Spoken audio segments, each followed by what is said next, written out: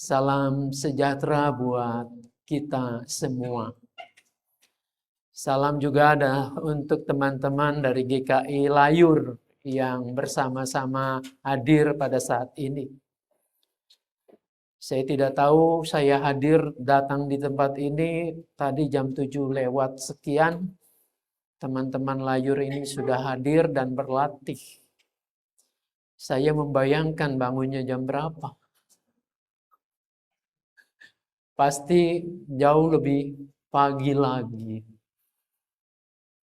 Jadi bukan hanya tampil memuji Tuhan bersama kita di sini.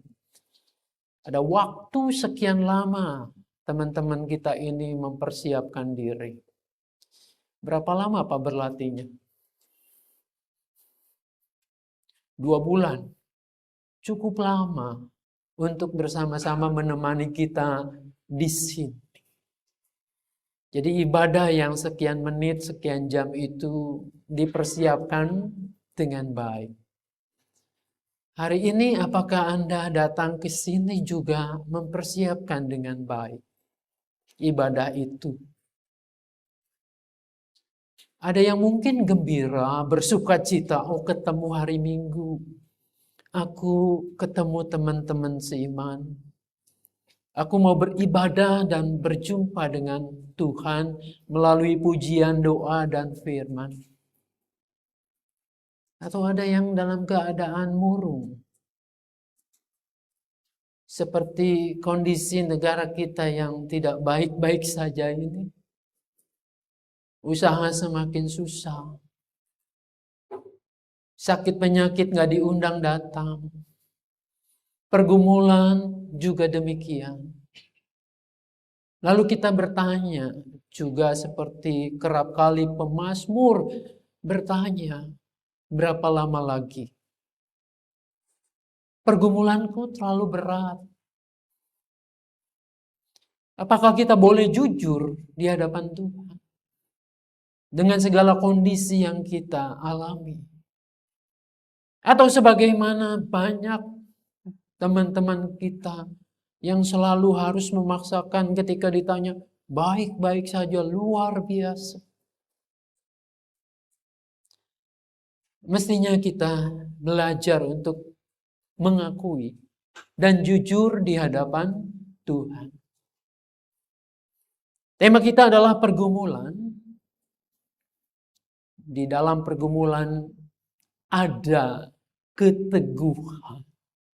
Ini yang positifnya. Yang negatifnya, dalam pergumulan orang bisa frustasi. Dalam pergumulan orang bisa menjatuhkan diri dari gedung berlantai berapa. Dalam pergumulan orang bisa melakukan dosa. Tapi kali ini kita akan memaknainya dengan yang positif.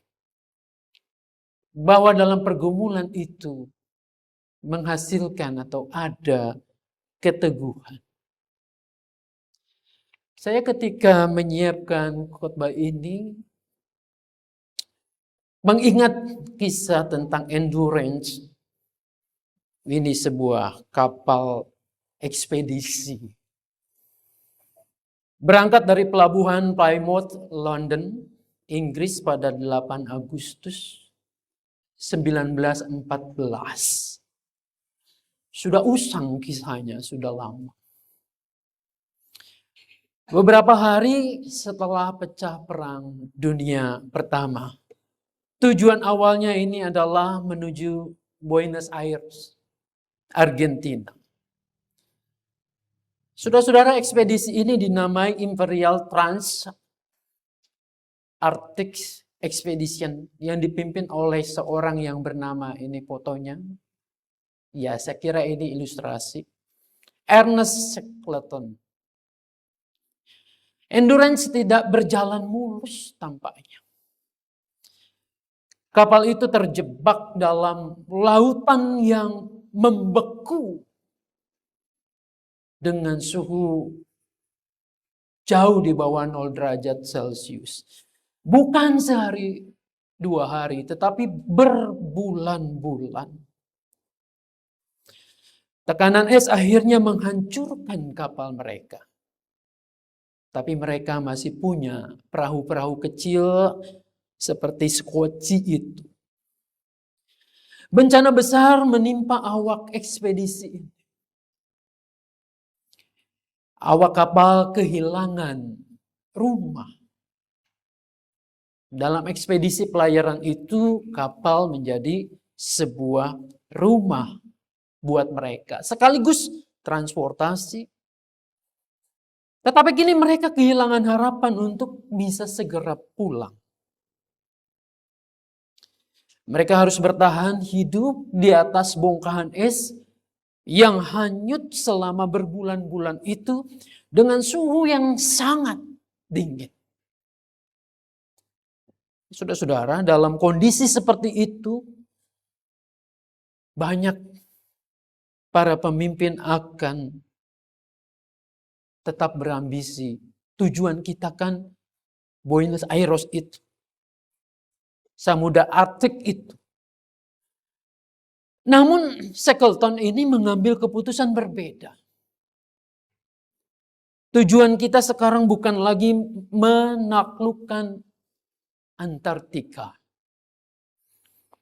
Tetapi membawa semua orang pulang dengan selamat.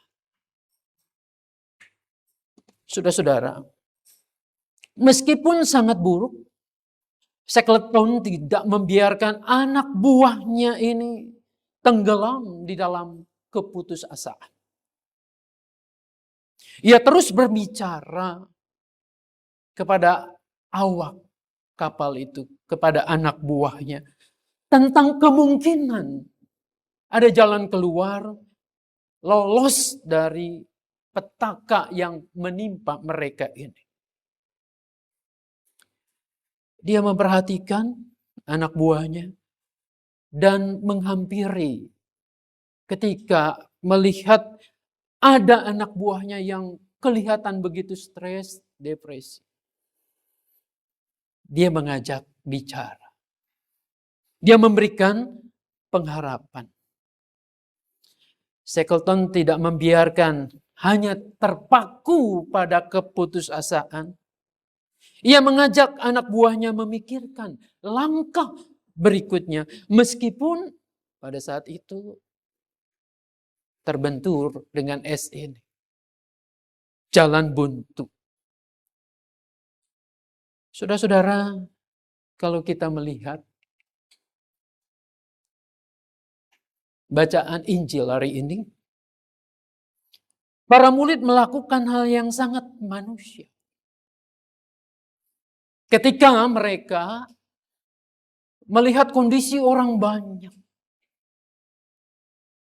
yang mengerumuni Tuhan Yesus itu.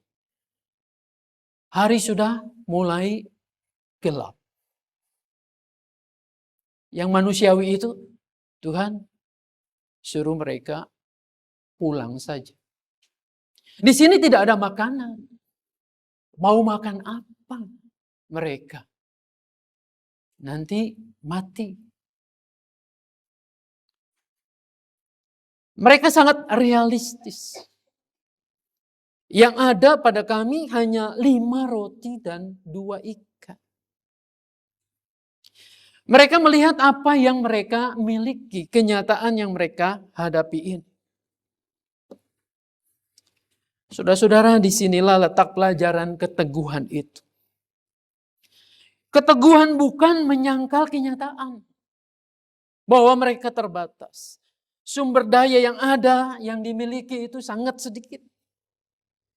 Keteguhan adalah sikap tetap percaya bahwa Allah dapat bekerja melalui keterbatasan yang kita serahkan kepadanya. Ini artinya berserah. Ada yang ada pada kita, lalu kemudian diserahkan. Ada tenaga dan daya yang kita miliki. Ini Tuhan. Kemampuanku. Pasrah, ya sudah. Pasrah saja. Belum melakukan apa-apa, tidak melihat potensi diri, pasrah saja. Shackleton juga mengingatkan kita sebenarnya ini pada kisah Yakub di tepi sungai Yabok itu. Yakub belum tahu apa yang akan terjadi ketika ia bertemu nanti dengan Esau. Namun kalau kita membacanya sebelum peristiwa ini, Yakub itu dipenuhi oleh rasa ketakutan yang luar biasa. Kalau Anda simak baca dalam Kejadian 32 ayat pertama terus sampai 21. Itu pergumulan yang dibaca hari ini punya latar belakang yang demikian. Dia akan pulang bertemu dengan Esau. Tapi pikirannya itu dipenuhi oleh ketakutan yang luar biasa. Dia sudah mendapatkan bagian dari Laban itu, sudah kaya. Banyak ternaknya, kambing dombanya. Hambanya juga demikian. Bagaimana caranya? Bagaimana caranya mengatasi ketakutan itu? Dia mengandalkan kekuatan sendiri. Maka tidak salah kalau Lembaga Alkitab Indonesia menuliskan judulnya di sana, Siasat Yakub untuk menemui Esau. Yang namanya siasat Yakub adalah siasat diri sendiri. Bagaimana caraku bisa lolos dari pergumulan ini, dari kemarahan sang kakak Esau itu? Diaturlah strategi. Disiapkan pemberian untuk sang kakak ini.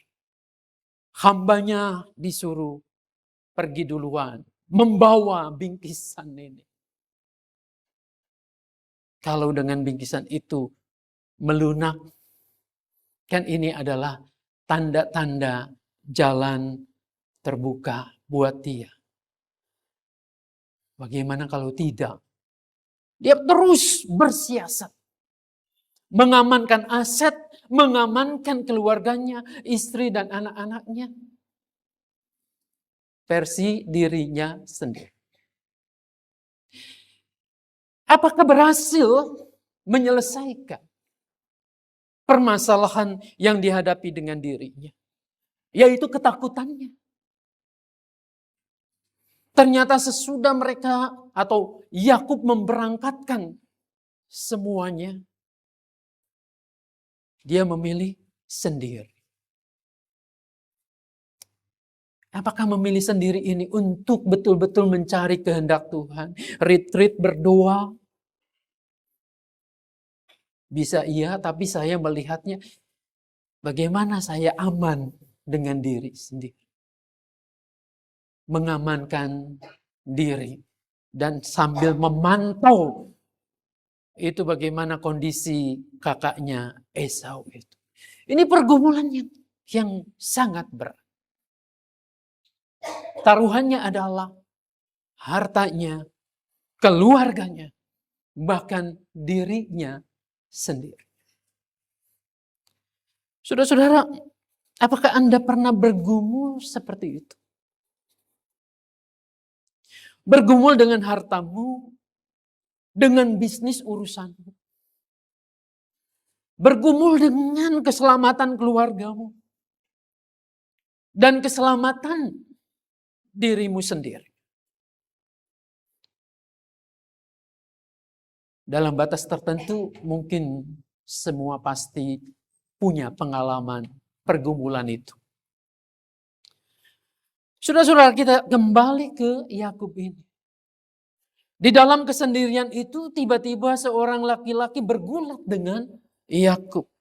Sampai fajar menyingsing. Dan sosok ini dipahami sebagai manifestasi Allah sendiri. Yang hadir yang bergumul bergulat dengan Yakub ini. Di sini menarik bahwa Allah tidak langsung menghapuskan ketakutan Yakub itu. Kalau mau menolong kan bisa. Tuhan Allah kita maha kuasa. Kalau mau mengubah hati manusia, sangat gampang. Melunakkan Esa. Tapi alih-alih melakukan itu, ini sosok manifestasi Allah ini mengajak Yakub bergulat, bergumul dari malam sampai fajar menyingsing. Saudara-saudara, seringkali kita berdoa agar masalah kita cepat berlalu. Namun, Allah kadang memilih. Ia memilih hadir di dalam pergumulan itu. Dalam pergumulan. Bukan take over, mengambil alih.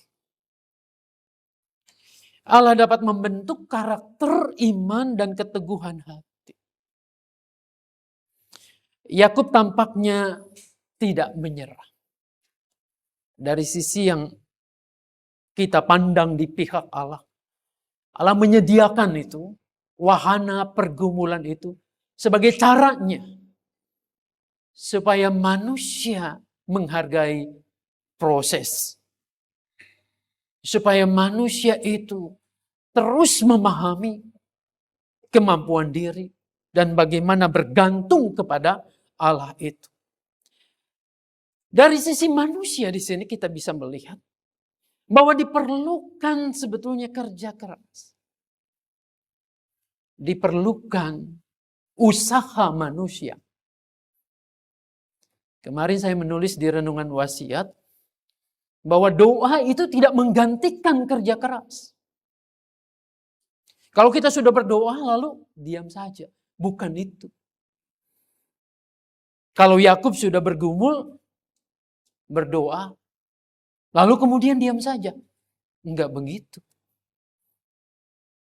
Tapi ia terus berjuang, bergumul. Saudara-saudara, pergumulan yang terjadi dengan Yakub bukan untuk menghancurkannya. Kalau Allah mau menghancurkannya sudah sejak dari awal. Melainkan untuk mengubahnya. Bukankah seringkali melalui pergumulan Allah bekerja untuk membentuk identitas yang baru? Yakub berganti identitas di situ. Ia mengatakan namamu tidak akan disebut lagi Yakub, tetapi Israel. Pak Yakub jangan ganti nama Israel ya. Nanti semua klasis bingung. Ini ada penatua Israel. Tetap saja Yakub. Saudara-saudara, Yakub yang berarti sebenarnya awalnya itu pemegang tumit. Esau mau lahir duluan, dipegang tumitnya. Mungkin kalau dalam bahasa saya, jangan kamu duluan, gue duluan aja. Sudah dari sejak lahir itu begitu. Yakub dikenal juga sebagai penipu. Bukan Yakub ini nih.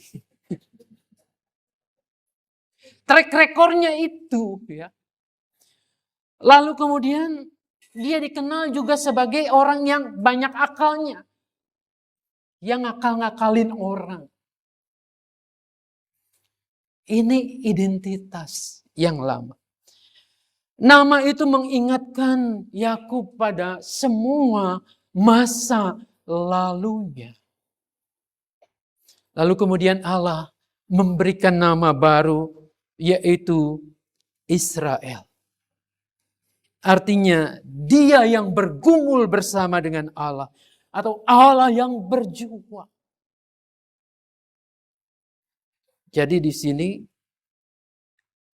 perkara ganti nama itu bukan sok-sokan mau-maunya. Aku dibaptis lalu aku berubah namanya jadi apa? Atau kita ganti nama mau-maunya kita. Mungkin baik untuk memotivasi supaya kita menjadi figur yang demikian. Tapi dari kisah Yakub ini, pergumulan itu menghasilkan identitas yang baru, bukan hanya perkara berubahnya nama, tetapi perubahan watak karakter yang lebih baik. Karakter yang mau betul-betul mengandalkan Tuhan. Tadi di kata pembuka kita melihat atau pengakuan dosa. Bahwa kita dituntun untuk saat sekarang ini beberapa minggu belajar dari kisah Yakub ini. Namun kita menemukan bagaimana Yakub itu dari Peniel. Tuhan sudah mengatakan janjinya, aku menyertai engkau, keturunanmu akan banyak. Terus kemudian Yakub bergumul terus. Dan sampai akhirnya ada di tepi sungai Yabok ini. Kalau kita cermat pasal 32, itu sudah diyakinkan oleh Tuhan itu. Dikatakan di situ, Yakub melanjutkan perjalanannya, lalu bertemulah malaikat-malaikat Allah dengan dia. Yang menjamin dia. Tapi hatinya tidak mudah percaya. Mungkin ini juga kalau orang seringkali ngakal-ngakalin orang lain, pandai menipu orang lain, maka dipikirnya bahwa semua orang juga akan begitu. Beda dengan orang yang hatinya tulus dan jujur, maka ia akan memandang positif juga orang lain. Saudara yang dikasihi dan mengasihi Tuhan Yesus, bukankah banyak kisah yang dapat kita jumpai bahwa melalui pergumulan Allah membentuk identitas baru dari orang yang sombong menjadi orang yang rendah hati. Mungkin orang harus dibenturkan dulu. Ketika ia sombong, takabur, melakukan apa yang semaunya dia, baru kemudian terbentur, dipukulin orang, berperkara dengan hukum, baru sadar. Tapi kan tidak harus orang menunggu itu dulu.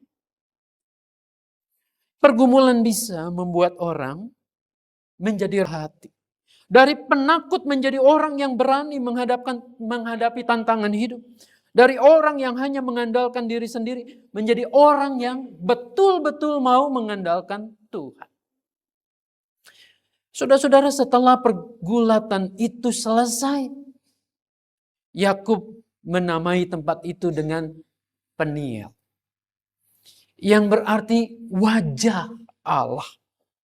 Sebab ia telah mengalami perjumpaan dengan Allah dan ia tetap hidup. Diberi kesempatan untuk hidup. Ketika matahari terbit, Yakub berjalan pincang. Ia masih membawa luka.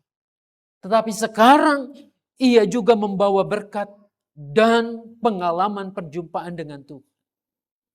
Jadi Yakub keluar dari malam itu bukan sebagai orang yang lebih kuat. Tidak. Dia tidak lebih kuat fisiknya. Dulu belum pincang, gagah berani. Sekarang pergumulan itu membuat dia terplecok. Kakinya pincang. Secara fisik ia menjadi lemah. Tetapi secara spiritual, rohaninya, dia dibangun lebih kuat lagi. Ketika Anda mungkin jatuh bangun dalam pergumulan, kehidupan yang tidak mudah, mungkin menguras kantong kita, mungkin menguras energi kita, fisik kita, tapi mestinya disitulah ada kekuatan baru yang Tuhan sedang tanam dalam hatimu. Ada keteguhan yang sebentar lagi akan berkembang. Saudara-saudara, ketika Shackleton melihat awak kapalnya yang terdampar di Antartika itu, ia tidak kehilangan harapan. Harapan itu terus dijaganya dan membagikannya kepada semua awak kapal itu. Hingga 28 orang yang terdampak itu tidak ada satupun yang binasa. Ketika Yakub bergumul di sungai Yabok, ia memilih untuk tidak menyerah. Bahkan sampai pincang pun. Ia berhasil melewati pergumulan itu. Ketika para murid melihat ada 5 roti dan 2 ikan. Mereka hanya melihat kekurangan. Namun Yesus mengajak mereka untuk melihat apa yang ada. Dan belajar untuk menyerahkan kepada Tuhan. Dalam hidup kita ingin teguh, ingin tangguh. Tapi yang kita lihat seringkali adalah yang minusnya saja. Yang kurangnya saja. Ada orang mau melayani, mencoba untuk belajar pelayanan. Dinilai, kamu kurang ini, kurang itu. Ketika kita mulai bekerja, ternyata ada banyak hal yang kurang.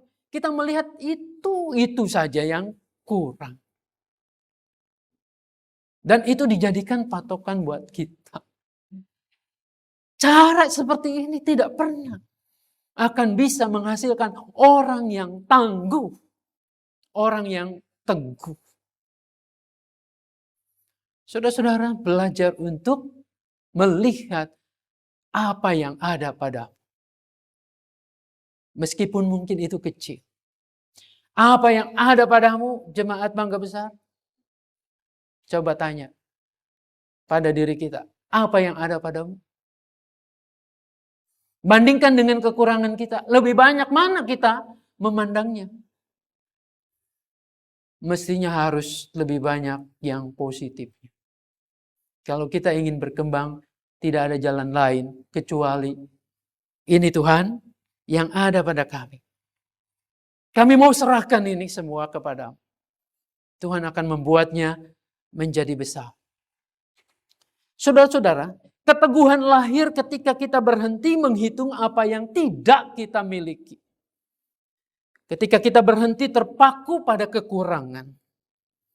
Keteguhan adalah ketika kita mulai menerima dan mensyukuri apa yang ada pada kita, lalu menyerahkannya kepada Tuhan. Sebab seringkali Allah bekerja dalam pergumulan yang tidak mudah ketimbang kelimpahan. Jadi ketika sampai hari ini kita masih bergulat dengan pergumulan yang berat. Berjuanglah terus sampai fajar menyingsing. Sebab sangat mungkin Tuhan sedang menyiapkan kita dengan identitas yang baru. Versi kita yang terbaik di mata Tuhan. Identitas dan versi yang terbaik yang bukan hanya soal slogan atau perubahan nama semata. Keteguhan seseorang mengikut Kristus bukan hanya kemampuan bertahan dalam penderitaan pribadi, tetapi juga kesediaan untuk tetap mengasihi walaupun terluka. Tetap peduli walaupun dicurigai. Dan tetap melayani ketika keadaan serba tidak mudah. Yakub berjalan pincang setelah bergumul dengan Allah. Paulus yang tadi kita baca menulis dengan hati yang hancur. Karena bangsanya ini belum menerima Kristus. Shackleton memimpin anak buahnya melewati lautan es demi membawa mereka pulang. Ketiganya ini mengajarkan kepada kita bahwa keteguhan itu bukanlah tidak ada luka. Melainkan kesediaan dan kesetiaan untuk terus berjalan karena kasih dari Tuhan. Dalam pergumulan ada keteguhan. Dan dalam keteguhan itulah Allah menyatakan karyanya untuk kita semua. Jadi berjalanlah tegap, bukan sombong. Tapi karena yakin, Allahku pasti menolong aku. Ini Tuhan yang ada padaku. Pakailah untuk kemuliaan namamu. Tuhan Yesus memberkati kita semua. Amin.